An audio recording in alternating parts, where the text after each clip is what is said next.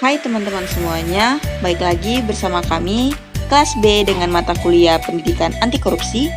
Di video kali ini kami akan menjelaskan mengenai apa sih itu korupsi dan juga 7 dampak dari korupsi.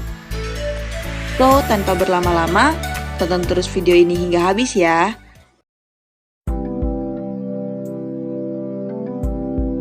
Hai semuanya, perkenalkan namaku adalah Maheswara Smaradani. Di video kali ini saya akan menjelaskan mengenai apa sih itu korupsi dan juga beberapa dampak dari korupsi. Seperti yang kita ketahui teman-teman, bahwasannya korupsi merupakan hal yang sudah tidak asing lagi di telinga kita. Korupsi merupakan suatu tindakan kejahatan atau tindakan pidana yang dilakukan oleh pejabat pemerintahan secara sepihak yang merugikan negara ataupun masyarakat.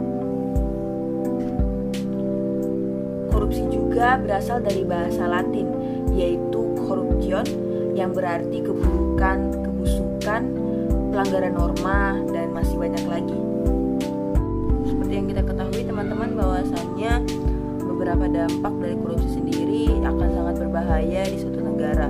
Dan seperti kita tahu bahwasannya korupsi dapat melambatkan pertumbuhan ekonomi, kemudian akan menurunnya investasi di suatu negara, dan juga meningkatnya kemiskinan serta meningkatnya ketimpangan pendapatan di negara tersebut.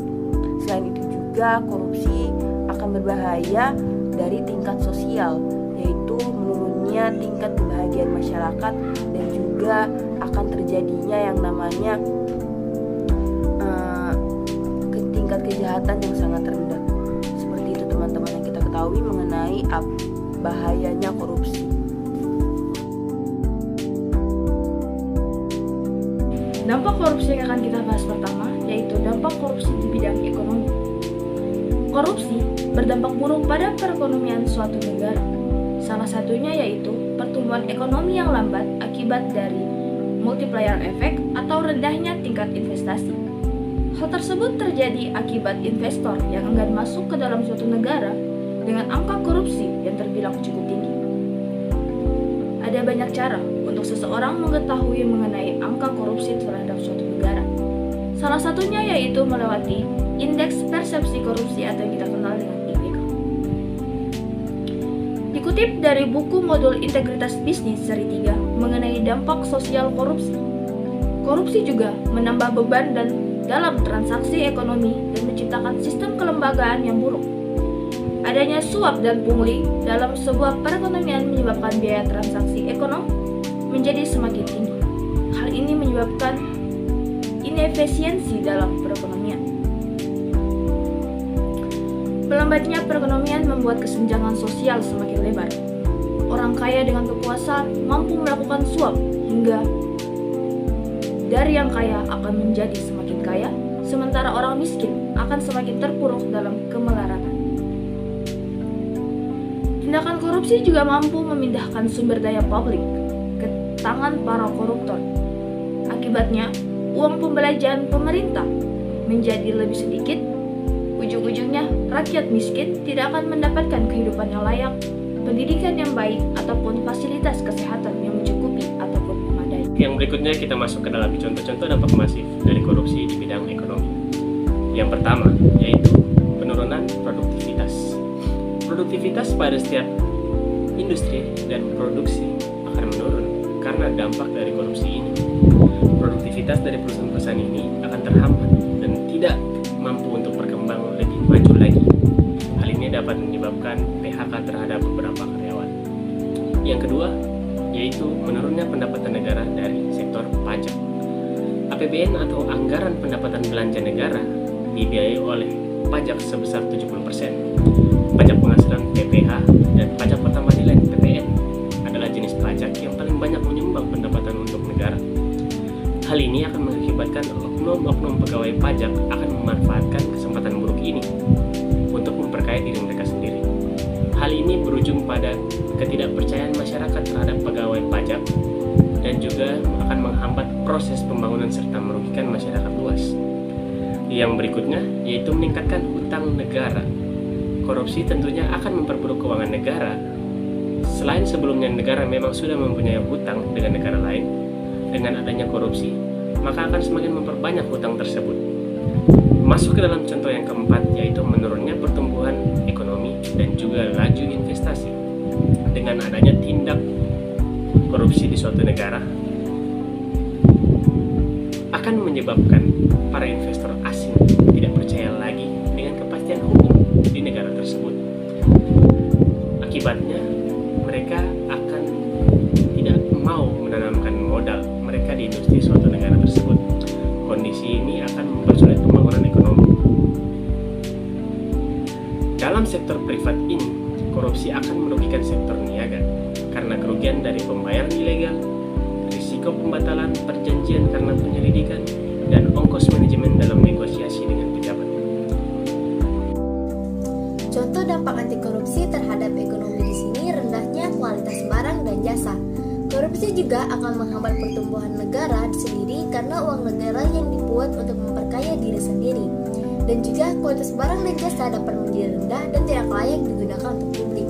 Misalnya di sini, beras dengan kualitas yang buruk yang tidak layak untuk dimakan, terhambatnya perbaikan untuk jembatan dan pembangunannya ambruk, dan juga tabung gas yang tidak layak berpotensi meledak dan merusak fasilitas umum dan pribadi masyarakat. Korupsi juga akan menurunkan kualitas fondasi dari proyek pembangunan karena di dalamnya terdapat suap penyuap dalam pengolahan bahan untuk dikorupsi. Semua itu dilakukan untuk menguntungkan diri sendiri. Selanjutnya, yaitu menambah beban dalam transaksi ekonomi. Kenapa bisa menambah beban dalam transaksi ekonomi? Karena adanya suap penyuap, pungli, penyelewengan dana dalam sebuah perekonomian yang membuat biaya transaksi akan semakin besar. Besarnya biaya transaksi akan menyebabkan tidak efisien dalam perekonomian, seperti penggunaan sumber daya untuk penciptaan, penggunaan, pemeliharaan, perubahan, dan sebagainya. Sistem kelembagaan akan lebih efisien jika biaya transaksi rendah, namun jika sebaliknya, maka sistem kelembagaan tidak akan efektif. Sudah bukan menjadi rahasia lagi bahwa Indonesia biasa melakukan pungli dalam pembuatan berbagai dokumen, seperti akta kelahiran, surat izin mengemudi, dan lain-lainnya. Hal inilah yang menyebabkan biaya transaksi itu dan sistem kelembagaan itu menjadi lebih buruk dari sebelumnya. Yang selanjutnya, ketimpangan pendapatan. Tindakan korupsi ini menyebabkan perpindahan sumber daya untuk publik ke tangan pelaku. Hal ini membuat uang pembelanjaan pemerintah menjadi berkurang. Dengan adanya tindakan korupsi ini, ketimpangan pendapatan akan terjadi antara elit koruptor dengan masyarakat karena pindahnya sumber daya untuk publik tadi. Beberapa negara pasti selalu berupaya untuk mengurangi tindakan korupsi untuk mencegah ketimpangan pendapatan karena koruptor yang mengeruk uang publik untuk kepentingan pribadi. Namun, Unslender pada tahun 2019 menyatakan bahwa dampak dari korupsi terhadap ketimpangan pendapatan bersifat timbal balik. Artinya, korupsi menyebabkan ketimpangan pendapatan dan ketimpangan pendapatan pun juga yang menyebabkan korupsi tersebut terjadi. Selanjutnya, yaitu dapat meningkatkan kemiskinan. Kenapa dapat meningkatkan kemiskinan? Karena dalam Badan Pusat Statistik membagi kemiskinan itu ada menjadi 4 kategori. Yang pertama, kemiskinan absolut, yang artinya di mana seseorang yang memiliki kondisi di bawah garis kemiskinan atau dapat dikatakan tidak dapat memenuhi kebutuhan sandang, pangan, kesehatan, dan pendidikan untuk hidup dan bekerja dengan layak. Selanjutnya, kemiskinan relatif, yaitu kemiskinan karena pengaruh kebijakan yang menyebabkan ketimpangan pendapatan. Standar kemiskinan ini relatif ditentukan oleh pandangan masyarakat. Yang ketiga, kemiskinan kultural, yaitu kemiskinan yang disebabkan oleh faktor budaya yang membuat seseorang terbelenggu dalam kondisi miskin.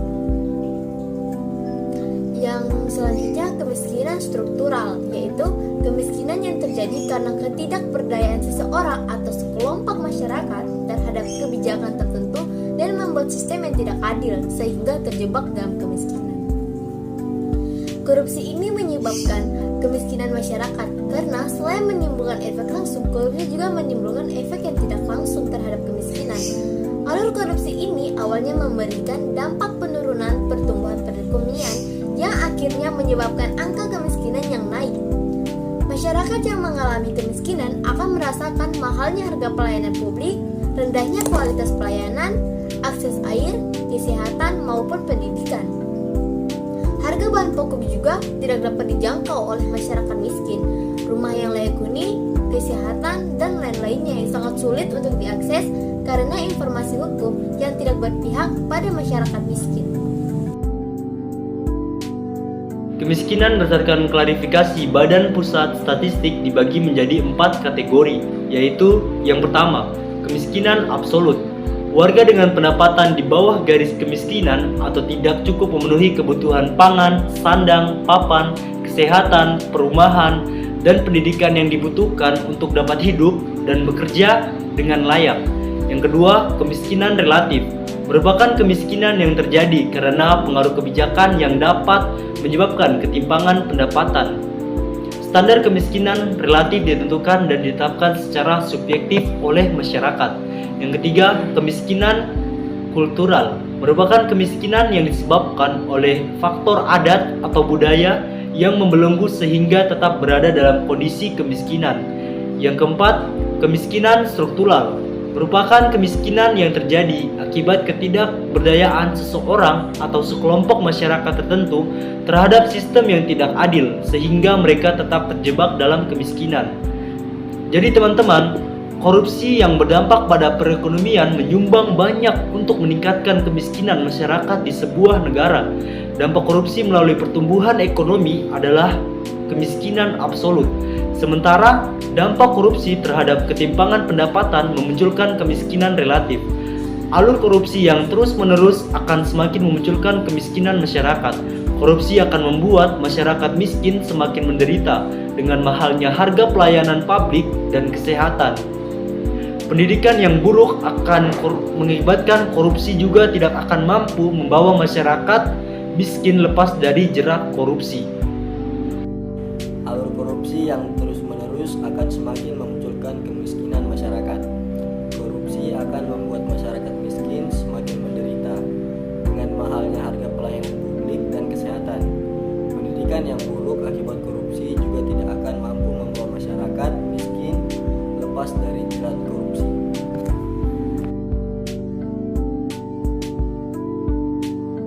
Berikut adalah contohnya otoritas pemerintah. Korupsi tidak diragukan lagi menciptakan dampak negatif terhadap kinerja suatu sistem politik atau pemerintahan. Yang pertama, korupsi mengganggu kinerja sistem politik yang berlaku. Pada dasarnya, korupsi itu bersifat personal. Namun dalam manifestasinya yang lebih luas, dampak korupsi tidak saja bersifat personal, melainkan juga dapat mencoreng kredibilitas organisasi tempat si koruptor bekerja. Yang kedua, publik cenderung meragukan citra kredibilitas suatu lembaga yang diduga terkait dengan tindak korupsi. Nah, yang ketiga, lembaga politik diperalat untuk menopang terwujudnya berbagai kepentingan pribadi dan kelompok. Yang berikut adalah contoh-contoh dampak masif korupsi, tentunya otoritas pemerintah. Ya, di sini ada contoh dampak korupsi di bidang otoritas pemerintahan. Yang pertama, matinya etika sosial politik. Korupsi bukan suatu tindak pidana biasa karena ia merusak sendi-sendi kehidupan yang paling dasar, yaitu etika sosial bahkan kemanusiaan. Kejujuran sudah tidak ditegakkan lagi. Kejujuran yang dihadapi dengan kekuatan politik adalah suatu yang tidak mendidik dan justru bertentangan dengan etika dan moralitas. Melindungi seseorang koruptor dengan kekuatan politik adalah salah satu indikasi besar runtuhnya etika politik. Terus selanjutnya, yang kedua, tidak efektifnya peraturan dan perundang-undangan.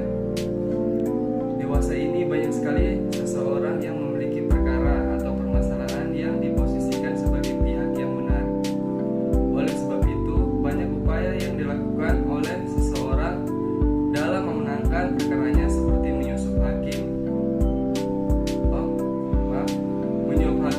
memberi iming-iming, gravitasi, bahkan sampai kepada ancaman nyawa. Di sisi aparat hukum semestinya menyelesaikan masalah dengan fair dan tanpa adanya unsur pemihakan, seringkali harus mengalahkan integritas dengan menerima suap.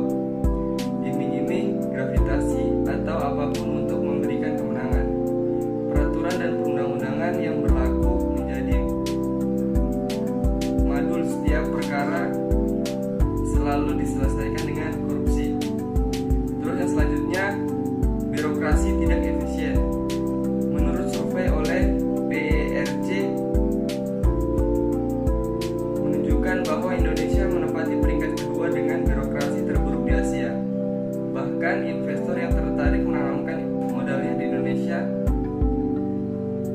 Namun untuk mendapatkan perizinan usaha dan investasi harus melalui birokrasi yang berbelit-belit. Pada akhirnya suap adalah jalan yang banyak ditempuh oleh para pengusaha untuk memudahkan izin usaha mereka. Maka sebaiknya birokrasi di Indonesia harus dibenahi.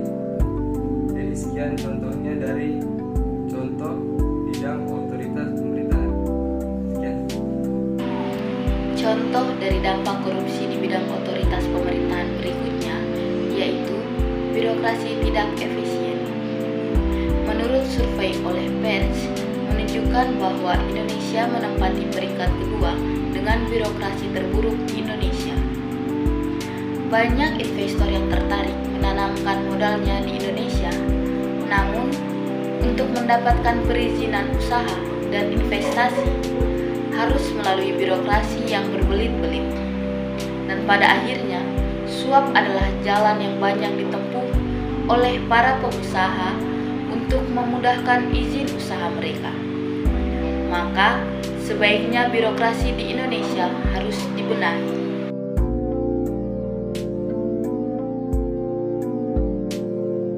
Dampak masif korupsi terhadap politik dan demokrasi. Beberapa dampak masif korupsi terhadap politik dan demokrasi, yaitu yang pertama, munculnya kepemimpinan korup.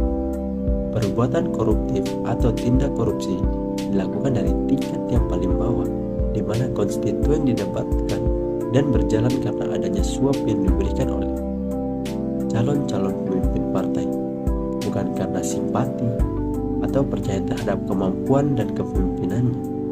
Hubungan transaksional sudah berjalan dari dulu, sehingga memunculkan pemimpin yang korup. Dan yang kedua, hilangnya kepercayaan publik pada demokrasi. Hal ini terjadi dikarenakan tindak korupsi yang besar-besaran yang dilakukan oleh petinggi pemerintah, legislatif, atau petinggi partai politik. Kondisi ini mengakibatkan berkurangnya bahkan hilangnya kepercayaan publik terhadap pemerintah yang sedang berjalan.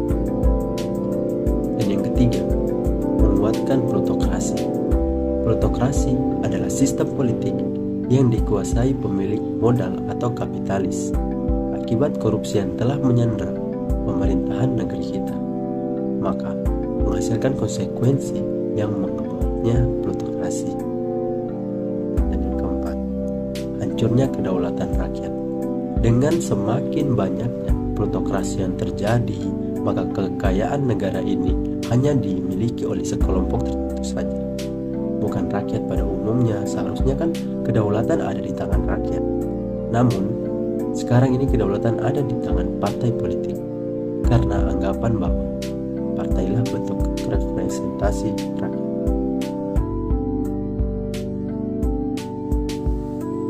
Dampak korupsi terhadap penegakan hukum. Dampak korupsi menghambat berjalannya fungsi pemerintahan sebagai pengampu kebijakan negara. Hambatan yang sering terjadi diantaranya menghambat peran negara dalam pengaturan alokasi dan menghambat negara melakukan pemetaan akses maupun aset. Dampak masif korupsi terhadap penegakan hukum dapat dirasakan antara lain fungsi pemerintahan yang mandul karena korupsi mengikis banyak kemampuan pemerintah untuk melakukan fungsi yang seharusnya. Hilangnya kepercayaan masyarakat terhadap suatu lembaga negara karena bobraknya penegakan hukum di Indonesia, yang seharusnya lah pemerintah menciptakan keteraturan dalam kehidupan berbangsa dan bukan sebaliknya. Berikut contoh dampak masif terhadap penegak hukum. Yang pertama, kelemahan terhadap institusi penegak hukum. Hukum pada dasarnya dibuat sebagai pedoman dan aturan yang berfungsi melindungi kepentingan masyarakat dan sebagai alat untuk mengatur ketertiban dan keteraturan serta menjamin keterwujudan keadilan sosial dalam masyarakat. Namun, adanya kepentingan-kepentingan pribadi dari para pemegang kekuasaan seringkali hukum yang dibuat tidak sebenar-benarnya untuk mewujudkan keadilan sosial dalam masyarakat. Yang kedua, merusak moral aparatur penegak hukum. Aparatur penegak hukum adalah ujung tombak dalam mewujudkan masyarakat yang berkeadilan. Dalam melaksanakan tugas-tugasnya, aparatur penegak hukum harus bertindak adil dan sepenuh hati menjunjung tinggi penegakan keadilan dalam masyarakat. Perilaku korup yang mencemari institusi hukum dapat merusak moral para aparatur penegak hukum. Yang ketiga, masyarakat kehilangan kepercayaan terhadap institusi hukum. Dampak utama korupsi yang terjadi dalam penegakan hukum adalah hilangnya kepercayaan masyarakat terhadap sistem dan institusi penegakan hukum. Yang dikhawatirkan dengan meningkatnya korupsi, maka angka kejahatan yang terjadi juga meningkatnya karena masyarakat sudah tidak percaya terhadap kemampuan institusi penegakan hukum dalam melakukan tugas-tugas mereka. Yang keempat, masyarakat kecil menjadi semakin tersisih di mata hukum. Contoh kasus, misalkan ada salah satu anggota masyarakat yang membuat kasus kriminal seperti seorang nenek yang mencuri singkong di sekitar wilayah tanah salah satu sebuah perusahaan.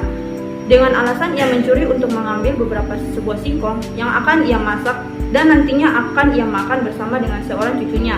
Nenek ini adalah rakyat kecil dengan keadaan ekonomi yang sangat memprihatinkan. Ketika perbuatannya itu diketahui oleh manajer dari perusahaan tersebut, ia merasa marah dan menginginkan masalah ini diproses pada jalur hukum. Maka sang nenek pun terseret dalam jerat hukum karena manajer tersebut melaporkan sang nenek dengan tindakan pencurian. Maka nenek tersebut harus menanggung perbuatannya itu sendiri di meja hijau. Ia dikenakan beberapa pasal dan dijatuhkan hukuman sesuai dengan perbuatannya dan dikenakan denda pula. Perkenalkan, nama saya Alvin Mistira, NPM 2019-612-01033 dari jurusan Manajemen. Di sini saya akan menjelaskan tentang korupsi pertahanan dan keamanan. Korupsi ini terjadi dalam TNI dan Polri dalam dana yang digunakan untuk pengadaan pertahanan dan keamanan. Dalam bidang pertahanan dan keamanan, peluang korupsi, baik uang maupun kekuasaan, muncul akibat tidak adanya transparansi dalam pengambilan keputusan di angkatan bersenjata dan kepolisian, serta ketidakberdayaannya penegak hukum melawan oknum TNI atau Polri yang seringkali berlindung di balik institusi usaha pertahanan dan keamanan dalam kehidupan sehari-hari. Dalam pasal 30 UUD 1945 amandemen kedua ayat 1 dan 2 mengandung makna pertahanan keamanan yang perlu dipahami. Salah satunya adalah keikutsertaan warga negara dalam pertahanan dan keamanan merupakan hak dan kewajiban.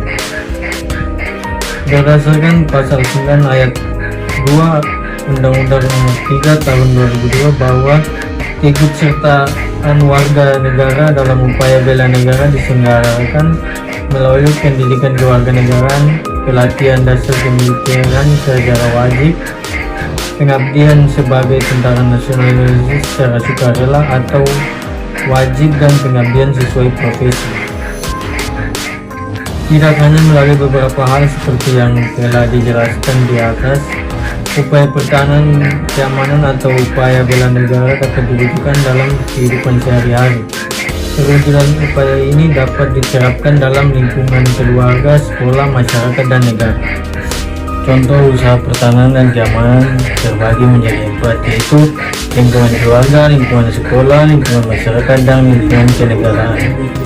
Yang pertama, lingkungan keluarga. Setiap anggota keluarga menjalankan tugasnya dengan tertib. Setiap anggota keluarga berusaha menjaga nama baik keluarga. Setiap anggota keluarga menjaga kerukunan hidup. Yang kedua, lingkungan sekolah. Menaati tata tertib sekolah, hidup rukun sesama warga sekolah, menjalin kerjasama antar siswa dan tanpa pandang bulu, menyelesaikan tugas dengan baik. Yang ketiga, lingkungan masyarakat.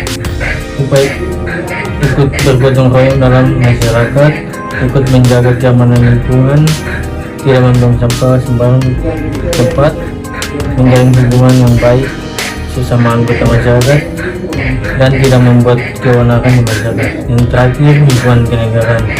Mempertahankan kelangsungan hidup bangsa dan negara, mempertahankan dan mengamalkan Pancasila dan UUD 1945, rela berkorban untuk bangsa dan negara, menjaga kelestarian tanah air Indonesia, mempertahankan diri untuk kejayaan bangsa dan negara, mencegah adanya terorisme, mencegah sikap radikalisme, mematuhi peraturan perundang-undangan yang berlaku, tidak main hakim sendiri, dan membela negara sampai titik penghabisan.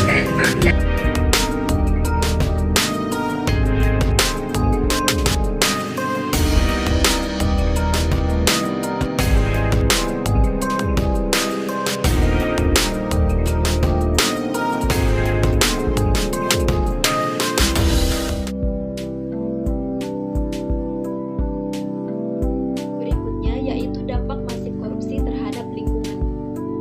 Yang pertama yaitu melemahnya peraturan tentang lingkungan hidup. Produksi dan konservasi lingkungan sulit untuk terwujud dikarenakan adanya korupsi yang melemahkan peraturan tata guna lahan dengan memanipulasi keuangan yang ada dari skala kecil yaitu perizinan pemburuan dan skala besar yaitu melemahkan peraturan pembukaan hutan lindung sebagai lahan perkebunan. Yang kedua yaitu degradasi hutan. Pembalakan liar yang dibiarkan oleh petugas, pengangkutan hasil penebangan liar, izin penebangan oleh otoritas dengan sejumlah uang, izin dari pihak konseksi dan biaya pembalakan yang besar menyebabkan pembalakan menyebar untuk menutupi biaya penyuapan. Terjadinya degradasi hutan tidak akan terjadi dengan mudah jika tidak ada izin angkut dan perizinan yang telah disebutkan. Jadi bisa kita lihat bahwa korupsi di lingkungan perhutanan memerlukan koneksi dengan yang lain. Sekali kita menyogok atau menyuap salah satu instansi, maka secara otomatis kita harus melakukannya pada instansi lainnya. Yang ketiga yaitu deforestasi hutan.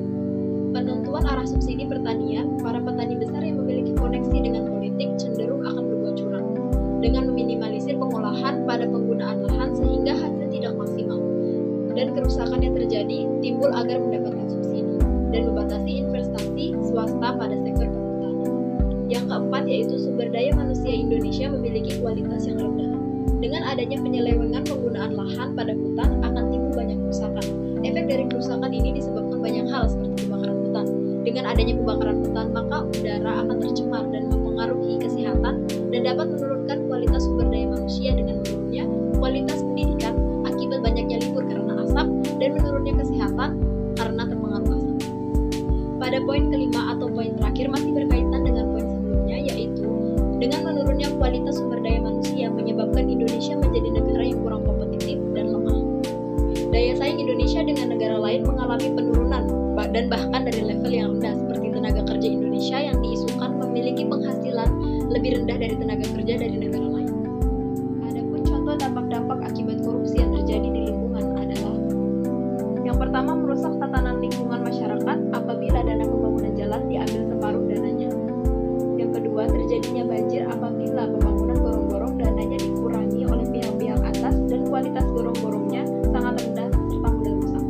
Yang ketiga kebakaran hutan disebabkan oleh oknum-oknum yang menginginkan lahan tersebut dan menyogok pihak perhutanan untuk menjual hutan tersebut untuk dibangun pabrik. Yang keempat eksploitasi tanah yang seharusnya tidak dikeruk, namun karena oknum-oknum yang nakal maka tanah tersebut dijual dengan iming-iming harga mahal tanpa mengetahui akibatnya apabila terkeruk terlalu lama. Dampak yang kelima yaitu kerusakan lingkungan yang berlebihan. Contoh yang keenam atau yang terakhir yaitu terjadinya longsor dikarenakan penebangan hutan liar tanpa pengetahuan pemerintah namun dilakukan oleh oknum-oknum nakal yang tidak bertanggung jawab. Jadi himbauan dari anti korupsi yaitu pertama ada pembentukan lembaga anti korupsi dengan cara mendirikan organisasi independen yang didedikasikan untuk pemberantasan korupsi. Yang kedua di sini ada pencegahan korupsi di sektor publik. Salah satu cara untuk mencegah korupsi adalah dengan cara mewajibkan pejabat publik untuk menyatakan dan mengungkapkan jumlah kekayaan mereka sebelum dan sesudah.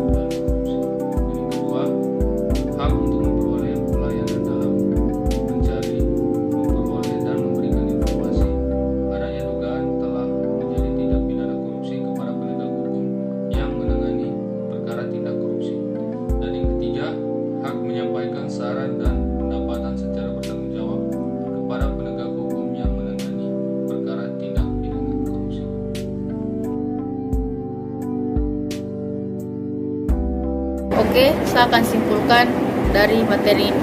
Yang pertama yaitu ekonomi. Ekonomi sebagai faktor penting bagi masyarakat. Bagaimana masyarakat bisa makmur jika kalau perekonomiannya kurang begitu dalam bekerja sama dalam perekonomian. Jika kalau masyarakatnya kurang lebih opur dalam korupsi. Yang kedua, kemiskinan. Kemiskinan seperti ketidakmampu dalam memenuhi standar hidup salah satu prioritas kebijakan ekonomi. Contohnya seperti perusahaan. Perusahaan ini memiliki kebangkrutan atau kemiskinan jika kalau masyarakatnya kurang begitu teliti. Terus yang kedua, berikutnya peruntuhan otoritas. Menurut saya, dalam masyarakat muncul sebagai kemungkinan apabila dihadapkan dalam suatu perusahaan. Yang selanjutnya, himbauan. Himbauan di sini merupakan korupsi akan membuat masyarakat miskin semalam menderita dengan mahalnya harga-harga barang pelayanan publik.